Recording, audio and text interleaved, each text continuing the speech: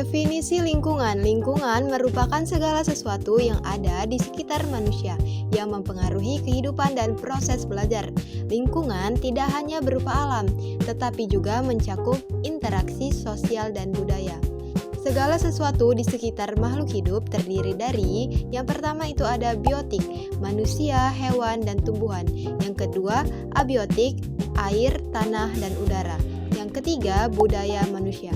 Terjadi interaksi individu dengan lingkungan. Belajar perubahan tingkah laku menurut Slameter. Lingkungan menjadi salah satu faktor penting yang mempengaruhi cara seorang belajar. Lingkungan yang nyaman dan mendukung akan membuat proses belajar menjadi lebih mudah dan menyenangkan.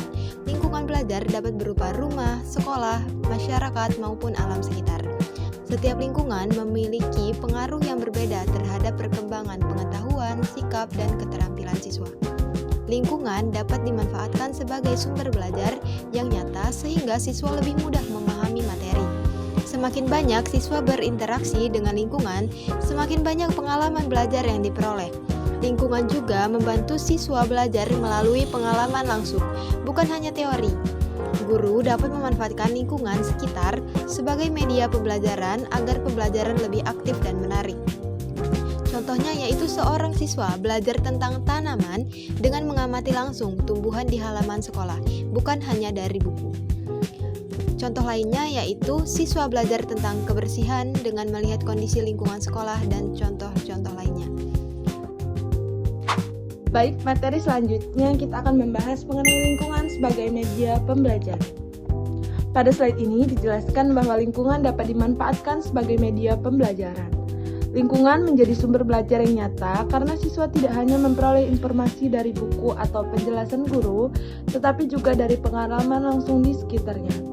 Dengan memanfaatkan lingkungan, siswa dapat melihat, mengamati, dan merasakan secara langsung objek yang sedang dipelajarinya.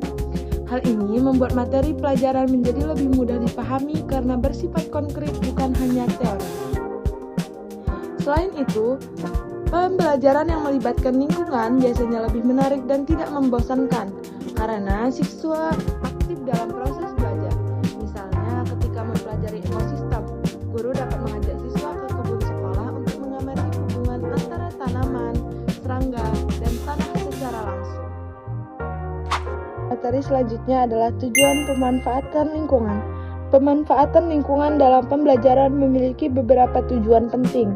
Salah satunya adalah agar pembelajaran tidak hanya bersifat teoritis, tetapi juga berkaitan dengan kehidupan nyata yang dialami oleh siswa sehari-hari. Melalui kegiatan yang melibatkan lingkungan, siswa dapat berinteraksi langsung dengan masyarakat dan memahami berbagai kondisi sosial yang ada di sekitarnya. Hal ini juga membantu siswa melihat bagaimana materi pelajaran diterapkan dalam kehidupan nyata. Selain itu, kegiatan belajar yang memanfaatkan lingkungan juga dapat menumbuhkan rasa peduli dan tanggung jawab terhadap lingkungan sekitar. Contohnya, siswa dapat melakukan wawancara dengan pedagang di pasar untuk memahami aktivitas ekonomi masyarakat secara langsung. Materi selanjutnya yaitu keuntungan lingkungan sebagai media pembelajaran. Penggunaan lingkungan dalam pembelajaran dapat membuat proses belajar menjadi lebih menarik dan bermakna. Hal ini karena siswa tidak hanya belajar dari teori, tetapi juga terlibat langsung dalam pengalaman nyata. Beberapa keuntungannya yaitu pertama, pembelajaran menjadi lebih menarik dan tidak membosankan karena siswa tidak hanya berada di dalam kelas. Kedua, materi yang dipelajari menjadi lebih nyata dan faktual sehingga lebih mudah dipahami. Ketiga, dapat meningkatkan kreativitas siswa karena mereka ikut terlibat langsung dalam kegiatan belajar. Dan yang terakhir, yaitu sumber belajar menjadi lebih beragam, tidak hanya dari buku saja tetapi juga dari lingkungan sekitar. Contohnya, saat belajar tentang sampah, siswa bisa langsung mengamati tempat pembuangan sampah di sekitar sekolah. Setelah itu, siswa diminta mengkelompokkan jenis-jenis sampah yang mereka temukan. Selanjutnya, kita masuk ke pembahasan tentang kelemahan lingkungan sebagai media pembelajaran. Meskipun memiliki banyak kelebihan, penggunaan lingkungan juga memiliki beberapa kendala yang perlu diperhatikan. Yang pertama, perlu persiapan yang matang dari guru agar kegiatan belajar berjalan dengan baik. Kedua, sering dianggap memakan waktu lebih lama dibandingkan pembelajaran di dalam kelas. Ketiga, masih ada pola pikir guru yang terbatas sehingga belum semua guru memanfaatkan lingkungan sebagai media belajar. Contohnya, jika guru tidak merencanakan kegiatan observasi dengan baik, siswa bisa menjadi kurang fokus dan kegiatan tersebut justru hanya seperti bermain di luar kelas tanpa tujuan pembelajaran yang jelas. Materi selanjutnya yaitu jenis lingkungan. Pada slide ini kita membahas tentang jenis-jenis lingkungan yang dapat digunakan sebagai media pembelajaran. Secara umum, lingkungan dibagi menjadi 3, yaitu lingkungan sosial, lingkungan alam, dan lingkungan buatan. Pertama, lingkungan sosial. Lingkungan ini berkaitan dengan kehidupan masyarakat, seperti interaksi antar individu, budaya, adat istiadat, dan kegiatan ekonomi. Melalui lingkungan sosial, siswa dapat belajar secara langsung tentang kehidupan bermasyarakat.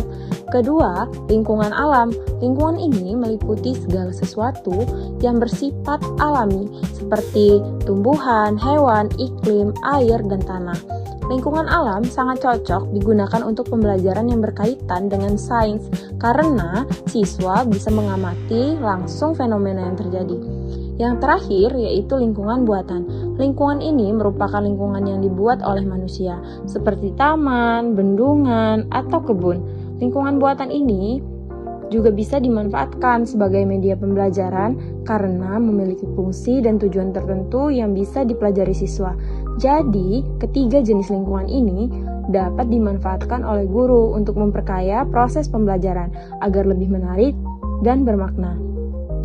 Selanjutnya, teknik pemanfaatan lingkungan.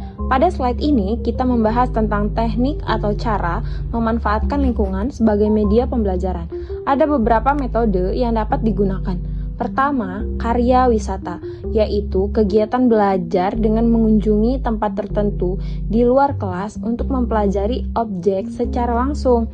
Kedua, manusia sumber, yaitu menghadirkan narasumber yang ahli di bidangnya untuk memberikan penjelasan kepada siswa.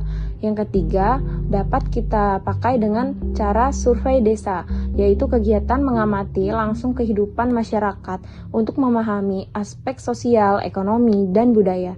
Keempat, pengabdian sosial, yaitu kegiatan yang melibatkan siswa dalam membantu masyarakat, sehingga siswa dapat belajar sambil berkontribusi secara langsung. Dan yang terakhir, kemah bahasa, yaitu kegiatan belajar yang dilakukan di alam terbuka dengan menekankan pada praktik langsung, misalnya dalam penggunaan bahasa. Namun, dalam menerapkan semua teknik tersebut, guru harus melakukan perencanaan dan persiapan yang matang agar kegiatan pembelajaran berjalan efektif dan sesuai tujuan.